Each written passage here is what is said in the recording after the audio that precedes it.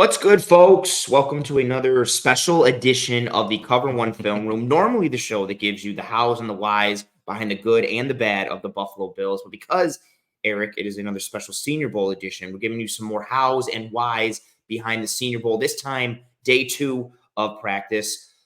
A little more preparation from the Cover One team, a little less sunburning happened today, a little more prospect evaluation as well. And Eric, we're here to dive into a lot of pieces that we saw on day 2, also some Bill-specific things to lead off the show. But how you feeling as we kind of conclude some things on day 2? Yeah, my sunburn's gotten a little better. We used some SPF 70 today. 7,000. Yeah, it's the first time I've ever used that strong of a sunblock, but it's not really burnt. I'm just red. Just, like I look like an oyster. You're nowhere as bad as John. Yeah, exactly. It's awful. No, yeah, it was a great day. It was a great day out there. It was a nice breeze, which I thought may have affected some of the throws, today. But I thought overall it was a beautiful day out there. Good breeze. We'll talk about some of the pace and tempo for each side again. It comes up, every year, where we start to talk about, how each team's practice is a little different. And that was maybe even more noticeable than yesterday. Dramatically different today, like in a very negative way for one side, which we keep joking about, that that's the side that will absolutely crush the other. Yeah, very that's how it works. That's always how it works. Yeah, just big time pacing differences today in practice on the back end, which to your point, we will dive into. But Eric, to start off the show, a piece kind of connected to what we talked about at the start of yesterday's episode, which was the promotion of Bobby Babich to defensive coordinator. And then we got into the weeds slightly in terms of, will he call plays? If not, will he still be kind of like the linebackers coach? Do they need a linebackers coach? But regardless of what happens there, the Bills are still in need of a defensive line coach, with Eric Washington leaving to go to the Chicago Bears, where, of course, again, he will not call plays, which is why we're having this conversation nowadays with coordinators getting promoted but not calling plays.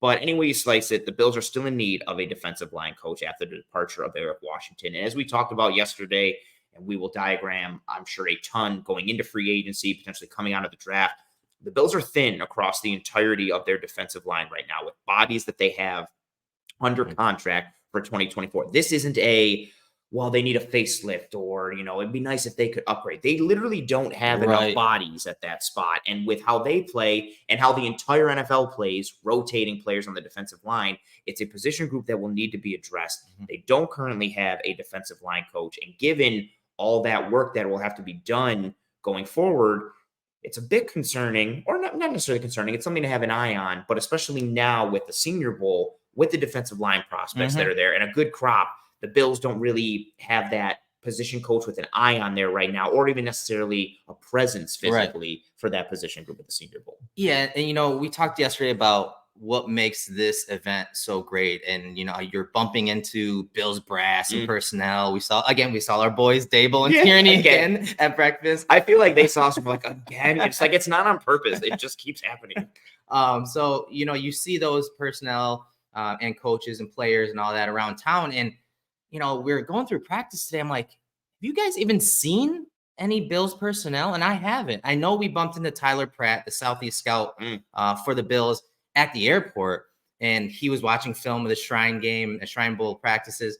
And but besides that, I literally haven't seen anyone. And you typically do. Now, I think it was Bean that said that the coaches were going to get a couple weeks off the last time that the media spoke to him. So maybe that's why, but that raises a huge question. This event is important because the coaches and the front office personnel, they all get chances to meet with every single player here. Every one of them. Up to 3 different times. Yeah. So there's usually like one block, and then they can request 2 more meetings with each of those players, according to Jim Nagy. So that begs a question, like, if, the D-line coach isn't here, then who's going to be in those interviews and getting to know these guys and getting to know the character and asking those important questions about technique? And that, I know they'll be able to meet with them at the combine. So there is that, but this is just one of those stages in the process of the NFL draft.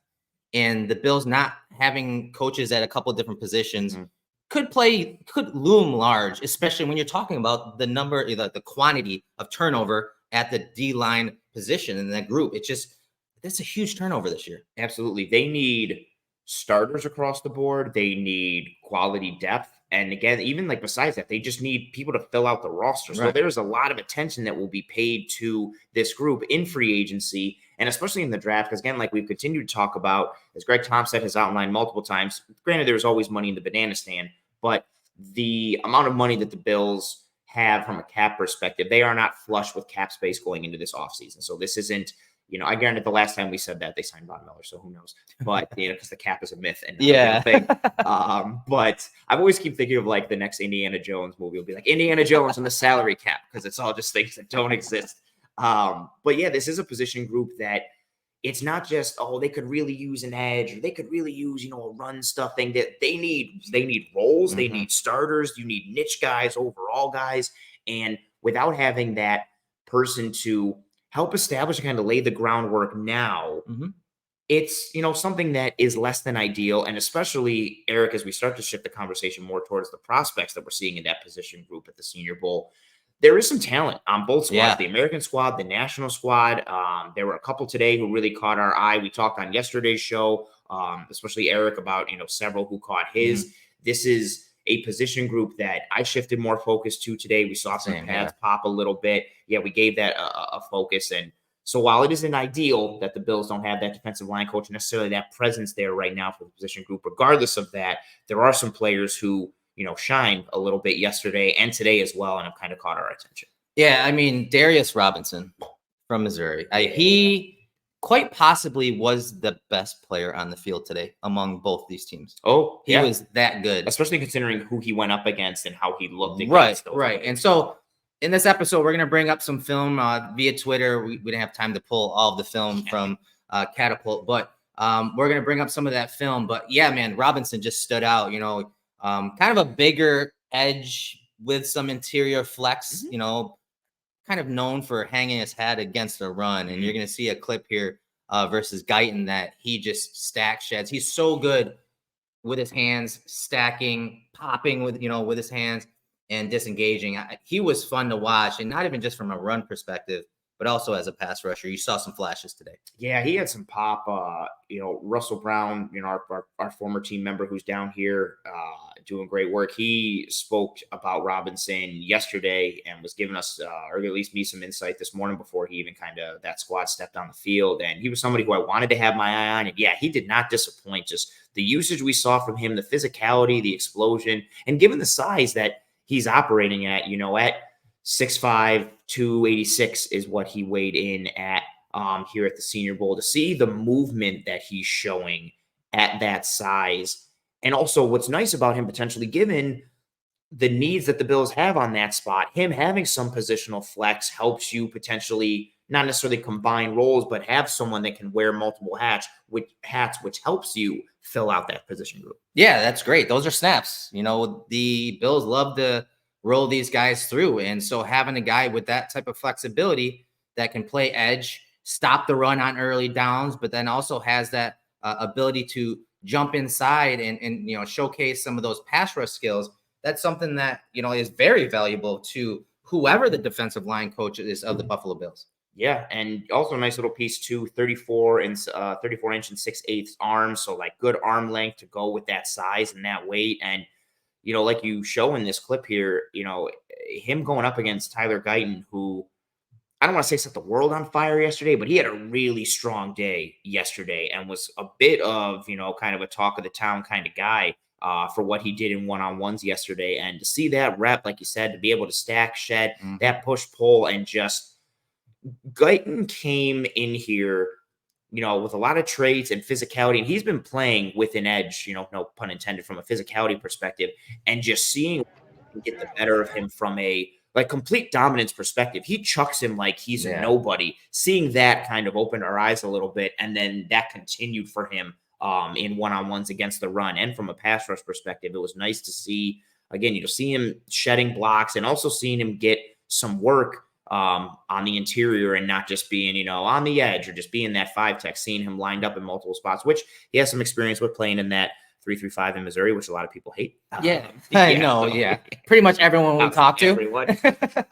No, like you said, he can bounce inside like that, and you see the pass rush there. You can use that length and the power because he's a power rusher when it comes to his pass rush moves, and you can see that here on this clip that Joe Goodberry, our friend over there at Bengals on the Brain, he shows this clip right here from the practices today. But it's interesting because he fits kind of the mold that the Bills like when it comes to whether it's inside or outside. I mean, pocket compressor, not over, and then again that size, that 286. Our buddy Ryan Boer, that is a big Dolphins fan, huge evaluator. He was a guy that said, you know what, Darius Robinson is a Buffalo Bill. He just comes across as a Buffalo Bill. You need to watch more film of him.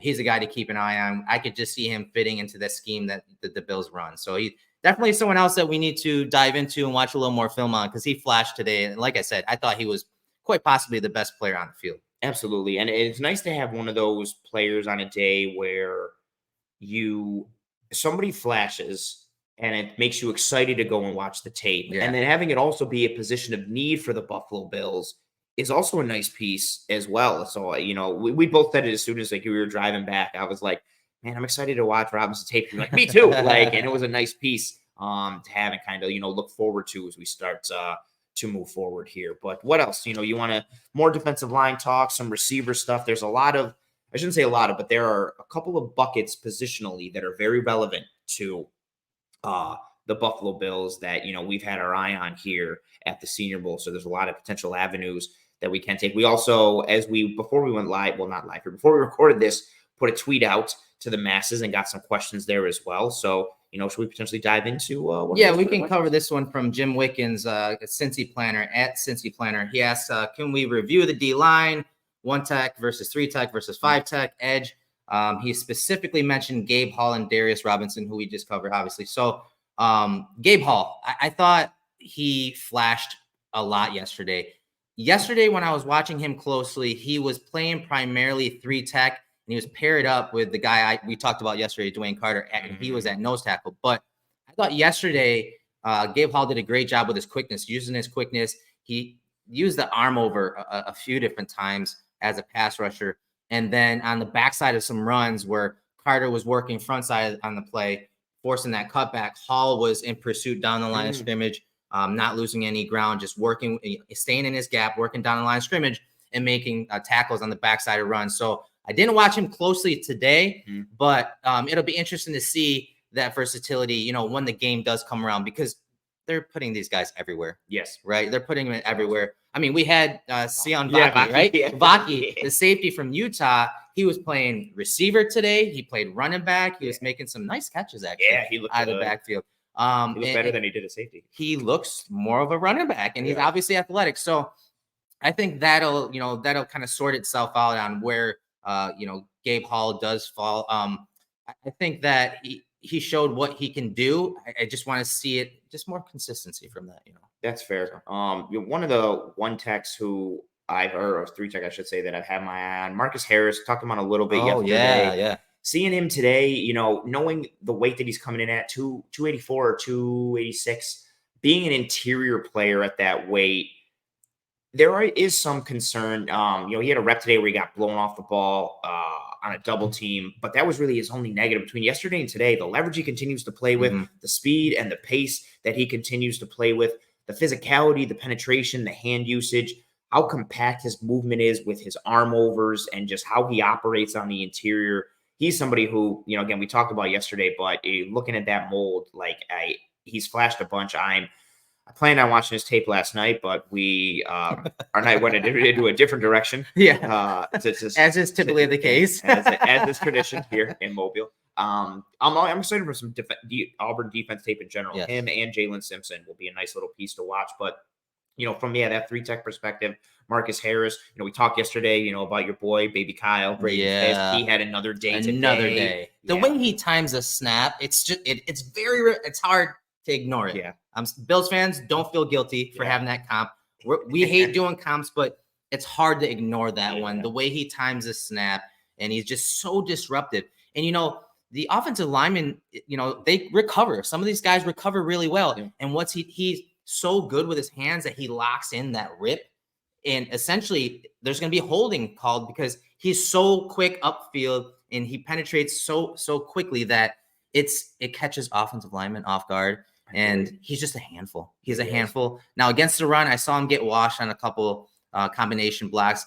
He got displaced horizontally on a gap run, but he is a guy, like I said yesterday, I thought that when I watched this film, I was like, meh, you know, and then you see him up close and you're seeing that quickness and explosion off the ball. And he just catches your eye every single time he's on the field. You literally just see that Florida State gold helmet just flash. It's a blur. And when he's winning in, I don't know how to stopwatch, but he's winning in under 2 seconds. Like, it is quick, it is sudden, it is immediate, it is decisive. Like, that happened today. Yes. Right? It was what, arm over? Yes. Yes. And, we had the get off yesterday in team, like you talked about yesterday, like just when he wins, it's game wrecking for an offense because of the knockback or the penetration that he gets. Like, he's just in the backfield before the quarterback has finished his drop or has completed the handoff to the running back. And that type of snap anticipation, quickness, twitch, the mental and physical connection of it, that's a hard thing to do and have. There's a reason why guys with great get-offs stand out, because it's not necessarily a normal thing that anybody has, like these fades. So he continues to shine in that spot. Yeah, and one guy that stood out, and I haven't even watched the position that much, but every time I looked over there, it was this guy standing out, and that's Bertrand, the linebacker from Notre Dame, right? 6'1", 235. I mean, you got to think about it, behind Bernard, Dotson, like, is he going to be playing a lot more? Well, the Bills have to take a third-round linebacker every year. That is the rule. Yes, that is the rule. So you just always heard him setting the defense, communicating with these guys, which is really important this week because they're playing a whole new defense. You're learning a whole new playbook.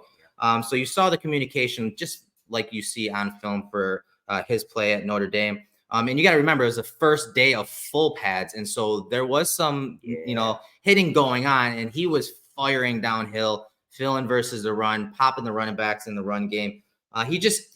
You can tell why he is that, like, hard-nosed linebacker. You look at him, he's like, oh, that dude's a scrappy player. Like, he can play football. He's always around the ball, tackling machine. He's just a guy that just stood out. Again, just off the wall, I was like, you know what? I'm going to take a look at this. And all of a sudden, he's just coming downhill, and you're hearing the helmets crack. It's funny you said that today, and he did that for me yesterday in individual and some drills. Like, I haven't had a super detailed eye for linebackers this go around because just for the Bills' needs and how the position group is represented. Again, that being said, the Bills probably take a linebacker in the third round. Yeah. But he flashed yesterday just with his movement in drill and individual, and exactly like you said, like he has such a perfect linebacker aesthetic, like the frame, the look, all of it, like the way he comes together. And then today, the big thing for me, aside from the pads popping, like you said, like you hear him out there gathering everybody on the huddle, like barking out the calls, the adjustments, the recognition. Like, there are several players in each practice that started to do that. In the afternoon practice, Cam Kitchens did it again for the second time. Jalen Simpson's making some adjustment calls, but Bertrand really stood out in that morning squad. Every time he was on the field, you could close your eyes and know that he was on the field because you heard his voice, you heard the communication, and it was constant, it was consistent, and it wasn't just communication for communication's sake. And again, that's a thing that coaches and evaluators look for, like who starts to kind of take the bull by the horns a little bit in these all-star settings, these tryout type settings, who starts to really establish themselves. And he did it not in a try hard or a forceful way, just naturally with how he plays the game. Yeah, no doubt. And so let's flip the script here. Let's go to the offensive side of the ball a little bit. All right. So tackle. Yeah. We put so much time in there on the offensive line. Now let's start with the receivers. Let's start off with the pass catchers. And I want to get your thoughts on who you thought stood out the most today from day 2 of the Senior Bowl. Javon Baker had another nice day today. We talked about him a bit yesterday. He's somebody that we will continue to talk about and show some film about. He's somebody we talked about before the Senior Bowl started. He's somebody who I had my eye on, but couldn't because of the tape availability for 2023 UCF tape. But he's continued to play well. I'm going to start with somebody who didn't have the best day, but with how disappointed I was yesterday in his play, and that's Xavier Legette. We had coming in, and just our biggest questions were more just like, oh, what would he show from a route running perspective, and would he be able to have kind of the example I gave was last year, Jonathan Mingo coming in, the size and the frame, and it was like, oh, can he, run some routes? Can he show like a professional route running aspect to his game? And he did, and it helped, propel his draft stock massively. Legette had a down day yesterday, not even just from a route running perspective, but like athletically, physically. Not much separation. No, some drops. Even down the field, like nothing. Even once he got that speed up, like he wasn't really separating. And the guy was always in his pocket. The DBs were always in his pocket, and he wasn't doing anything to create separation. But today was different from that perspective.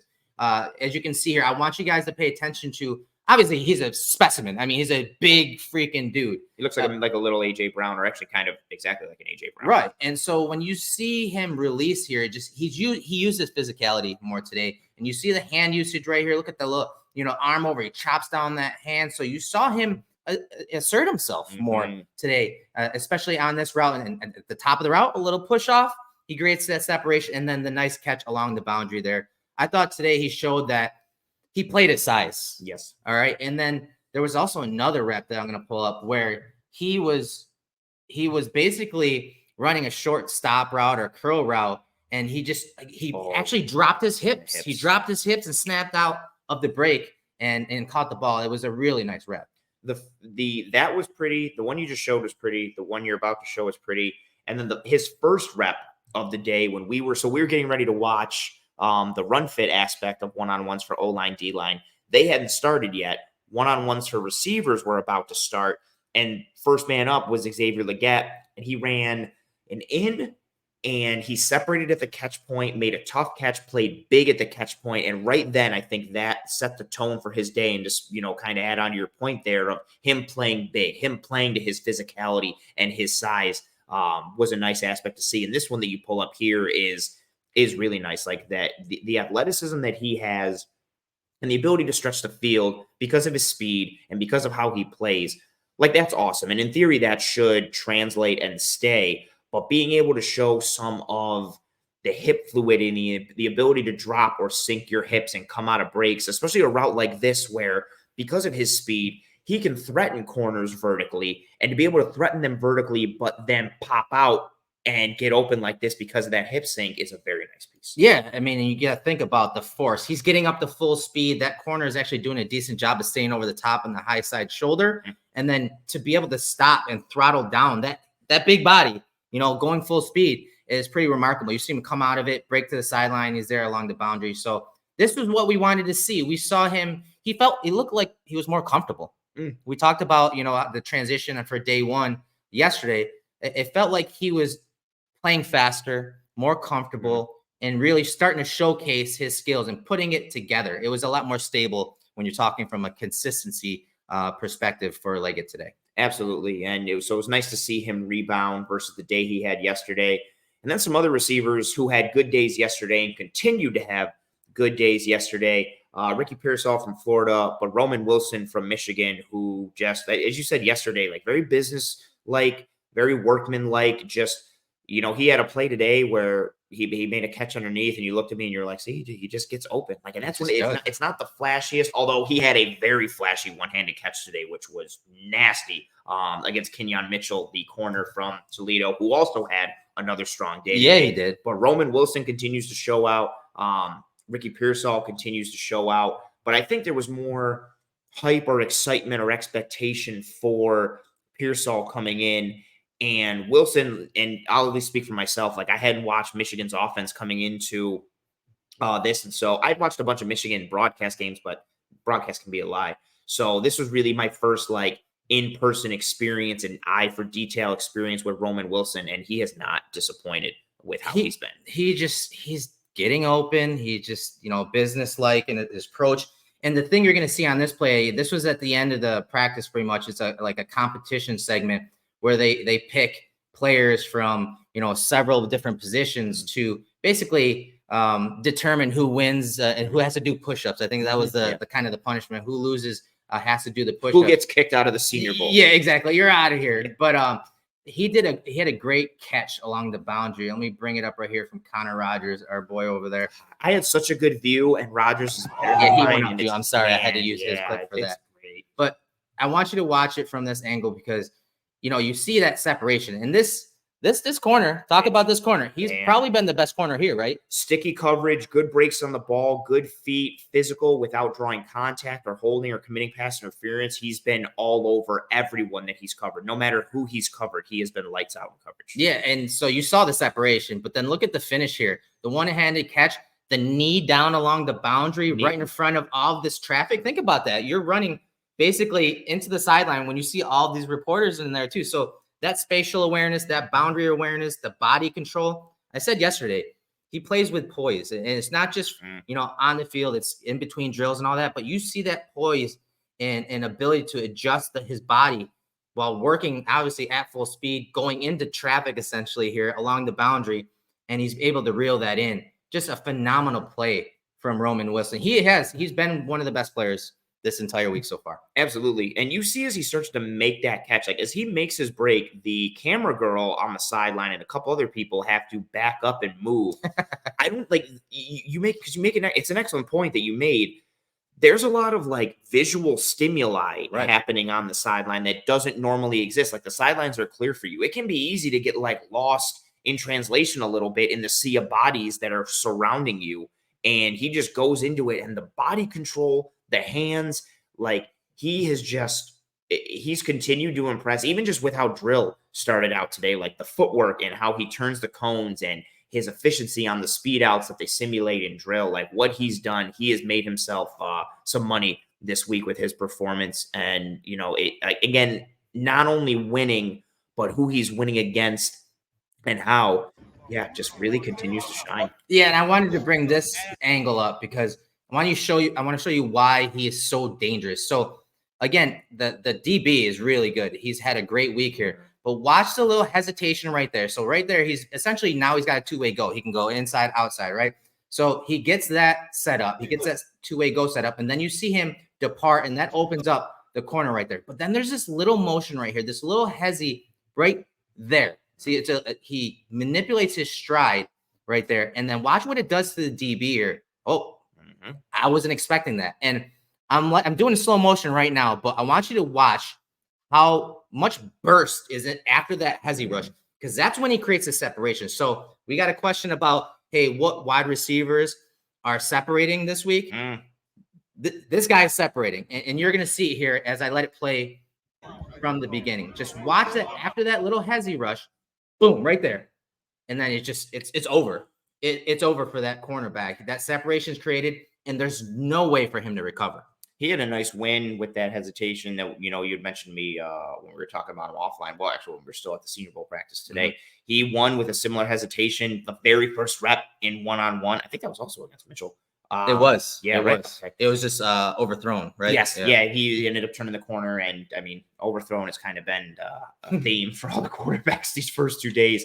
But yeah, that separation ability, and for him to do it consistently against a variety of leverages, a variety of corners and skill sets. Again, you're getting tested against different, lengths and heights and weights and techniques, and guys who are, comfortable in press versus guys who aren't, guys who live in an off world, off zone versus off man, guys who play bail, guys who don't, and open and run. Like there's a variety of techniques and personnel that he's coming up against, and he continues to win against them. Ricky Pearsall, as we mentioned as well, continues to be in that category. And if you're talking about separation, if you're asking about somebody who separates, Ricky has each day, whether it's underneath, whether it's vertically, he had a really nice corner route today where he shook his man, operated with some deception in the stem, sold like he was going over and across the field with his head and his body language and lean, and then just put that left foot in the ground, turned on a dime, and got to the corner. Also was overthrown because that's the theme. Yeah. But he continues to separate and impress in a variety of ways. Yeah, and he's just so quick. Like you see this rep here versus press, and he just beats it. And I want you to watch again the hand usage. It's super important at the line of scrimmage. Look at him it's like wax on, wax off, dude. And he creates that separation and just blows by that DB down the field. Like it's a little underthrown, but he still catches it. And the thing that I saw and the play you talked about where he beat the DB and the ball was kind of underthrown, but he turned it and caught it, and dropped in the bucket. I would like to see him catch it with his hands. Even on this play, I'd like to see him go up with his hands and catch it, but that's nitpicking. This guy has been separating against whoever they put up against him the entire week. And it's just interesting how he wins, because whether the guy's in press, as you saw there, or the guy's in off coverage, he creates doubt in the mind of the DB. Yeah. The DB is like, okay, I got X leverage against Ricky here. Well, guess what? I'm going to maintain that leverage. And what Ricky does, and Ladd does it as well. He takes away that advantageous position or leverage, and then just blows by them. They're like, oh, you got outside leverage? Well, guess what? I'm going to threaten that outside leverage and then just take it. Give me that. Just take it. And so he's very good at doing that. And he's been winning the entire week. And I said during practice, I said that, they're pretty much every play, he's open. Yeah. He's pretty much open. He doesn't need the scheme. I mean, look at those moves. He doesn't need the scheme to scheme him open. He doesn't need the route to get him open. He can win no matter what, whether he's the first, second, or third read in a progression. Even when the ball's not going to him, he's getting open. And so that's what you want. That's what you want from your wide receivers. So hypothetically, if he's in the Bills offense and he's like the second and a third read, he's going to time up the rhythm of the route and the depth of the route with the quarterback. And by the time Josh gets to him as a second or third read, guess what? He's going to be open. Yeah, he's consistently winning in a variety of ways. And when you talk about getting open, and also talking about somebody who fits a need for the Bills, one that's not just, receiver, and they need a receiver, someone who, we've identified as potentially being more niched down into a specific receiver role that the Buffalo Bills could use. Mr. Javon Baker, wide receiver out of UCF. Again, we talked about him a bit yesterday, but what we saw from him today continued to, pique, our interest a little bit, and not just for him as a prospect, but because of his fit potentially in this Buffalo Bills offense as a true X receiver, what he can do on the backside of pieces and what he offers from a size, frame, skill set standpoint, the routes that he succeeds with and in, how he's winning. It's very encouraging if you're a Buffalo Bills fan, and he's somebody that, we've ID'd now as being on the Bills' radar, or should be, and will continue to going forward. Yeah, he's I'm officially putting the stamp on Draft Crush.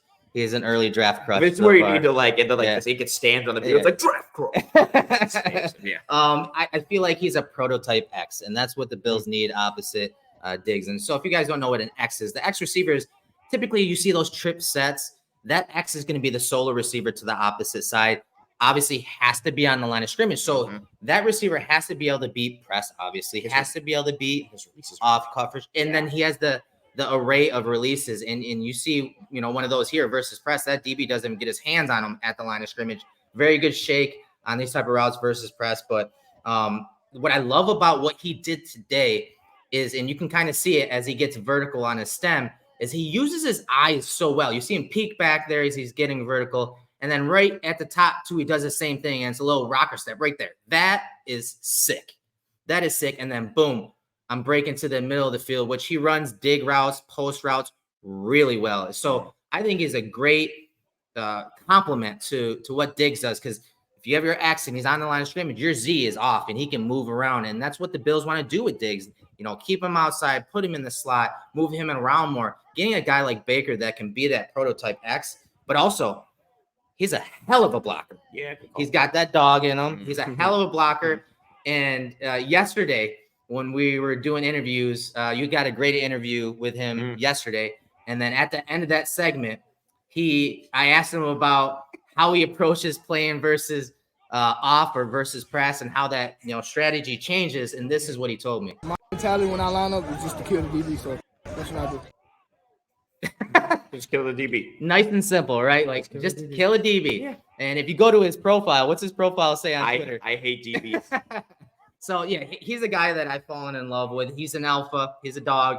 He's going to add value in the run and the pass game. And so he's someone that I do need to watch a few more games on. I think I only got 2 in on him prior to coming here.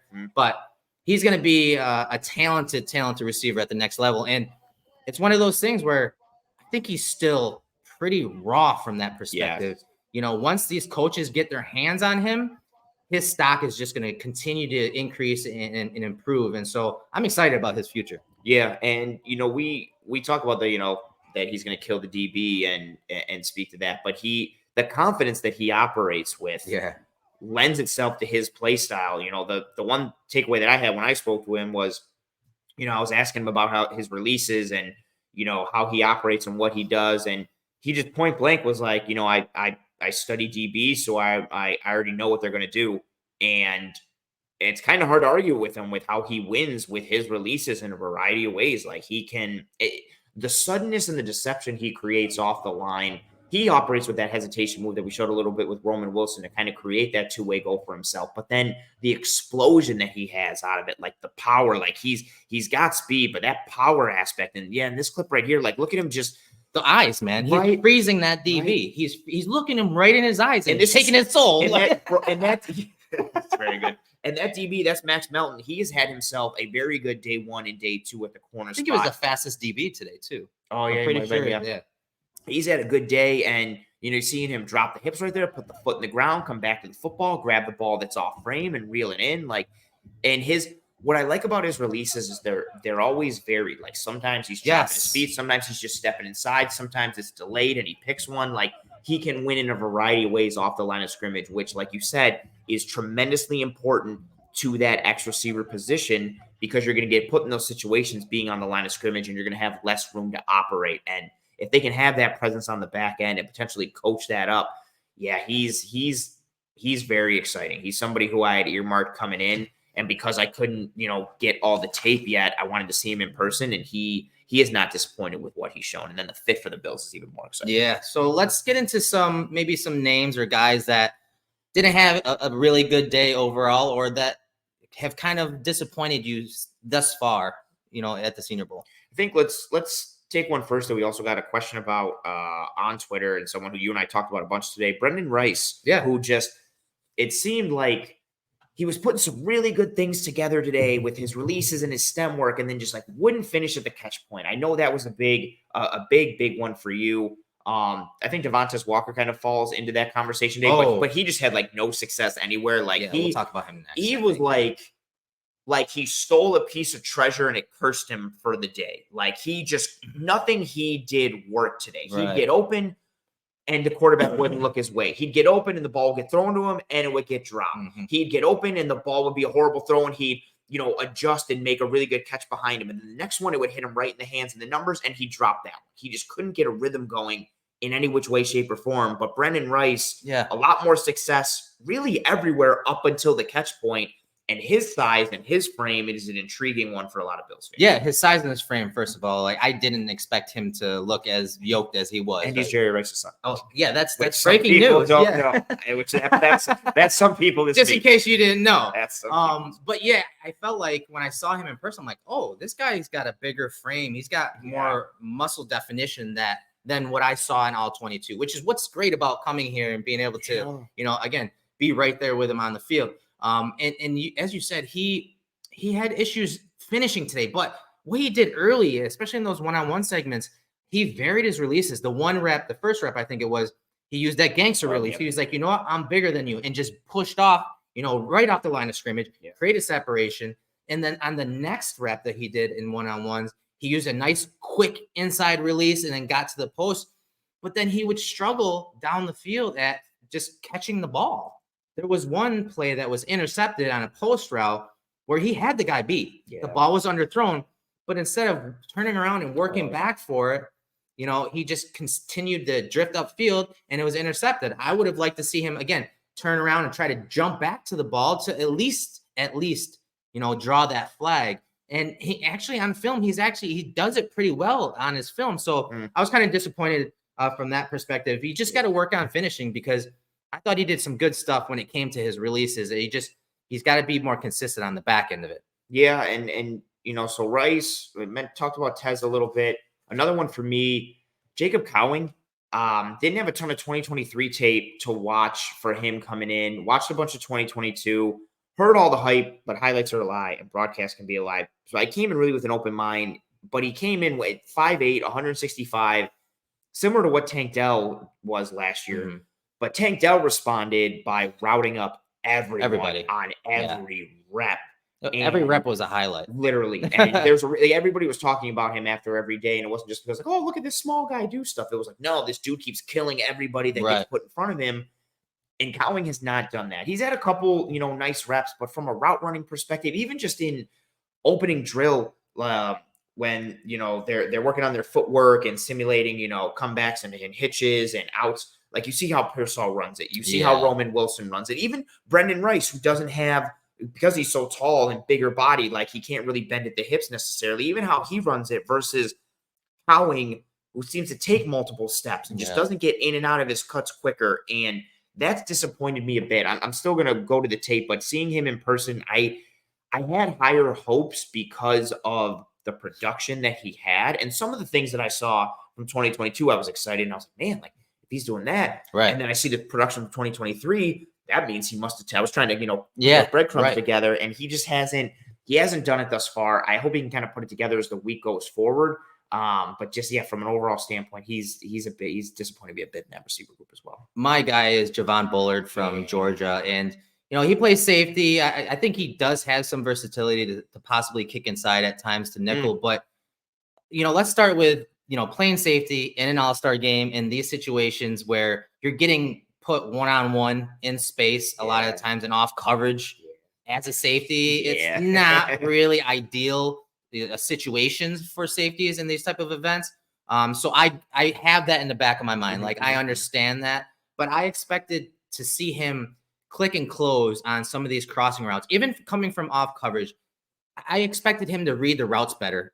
And then that would keep him ahead of the chains when it came to breaking on the route and making a play at the catch point, because on film, he did it so well. He would close on in those man match schemes in Georgia on those crossing routes and get right to and take the proper angle right to the ball and break it up at the catch point on those crossing routes. I'm just not seeing it there. But again, maybe that's because of this event and how they are put into these tough situations as safeties, down here at the Senior Bowl. That's a great way to put it. And, I like Bullard as well. And I hope everybody knows at this point, like, my favorite player in this entire draft is Cam Kitchens, who came to the Senior Bowl, safety from Miami. And it's been awesome to see him, but also there's the limitations of it because of how the safeties have to operate and what and the schemes, right? Yes. The limitations. Talk about that. So you're getting just vanilla coverages here at the Senior Bowl. Like, literally, it's a rule of, like, what coverages you can play. And the majority of times here, it's basically just cover three. You can even hear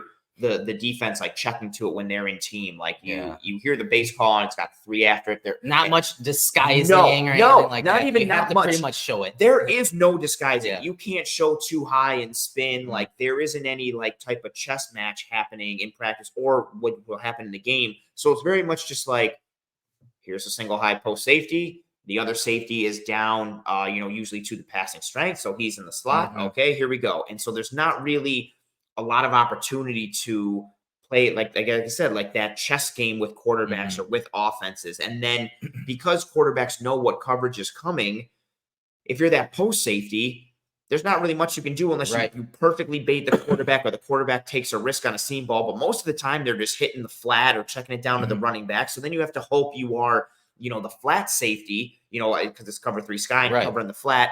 And then all you're doing is covering the tight end or the slot receiver on an end route, on a flat route, and tapping his hips right away for a 1 yard gain. Like, you don't get to see that opportunity for them to really open up their game and what they can do. And for a guy like Bullard and even a guy like Cam Kitchens, guys who showed their worth and their mettle in so many ways, all of those so many ways aren't able to be showcased here. And so that it's definitely, it's hard to shine out if you are a safety at this. No doubt, man. No doubt. It's been disappointing, but for the most part, overall, this has been a fun week so far. Another day of practices tomorrow. Anthony does take off tomorrow, so we'll keep you guys updated on what content we got going. If you're not a subscriber to the Cover One YouTube channel, please smash that subscribe button. And more importantly, get to our Cover One College football channel. We just started it a little while ago. Our boys, John and Daniel, will be coming up with some content, another podcast, video cast here in a little bit about their takeaways from the practice in the week so far. So if you're not a subscriber to that channel, please smash that, because a bunch of our breakdowns and podcasts will be on that channel. Absolutely. Yeah. That draft show that they've kind of taken the mantle Yeah. for, and covering things from a holistic perspective. And overall, it's going to add a lot of value and depth to the conversation that we're funneling through from the Bills lens, with some overall generalized pieces as well. Anything else, Eric, for day 2 and potentially going forward? No, I'm ready for a good dinner tonight. I'm ready to go to Yeah. Wenzel's and get some good seafood. I'm very excited for dinner. I'm also sad that it's not Taqueria Mexico, which was great. Man, like I would live there if they let me live there. I'm not kidding. I'm not making a joke. I would eat there every day if I lived here. Like it's so good. That dinner was great last night. I'm excited for dinner number 3 tonight for us here. But yeah, that'll do it for us here in this episode of the Cover One Film. Like Eric said, smash that like button if you are here on YouTube. If you're listening on one of the podcasting apps or platforms, that's cool too. Please rate and review and subscribe. Please turn on notifications for the Film Room channel here on YouTube, and then subscribe to the Cover One YouTube channel as a whole. We have you covered literally every single day of the week for the most part with Buffalo Bills coverage, a variety of coverage pieces, what type of depth you're looking for, or entertainment pieces, whatever lens you are looking to see the Buffalo Bills through, we have it for you here at Cover One. So bang that subscribe button to the channel. But like we said, that'll do it for us here in this episode. So for myself, Anthony Prohaska, for Eric Turner, we hope you and your family and friends and loved ones are all doing well and staying safe. Be kind to one another. Take care of one another. We will see you next week for a live episode, potentially, of the Cover One Film Room as we,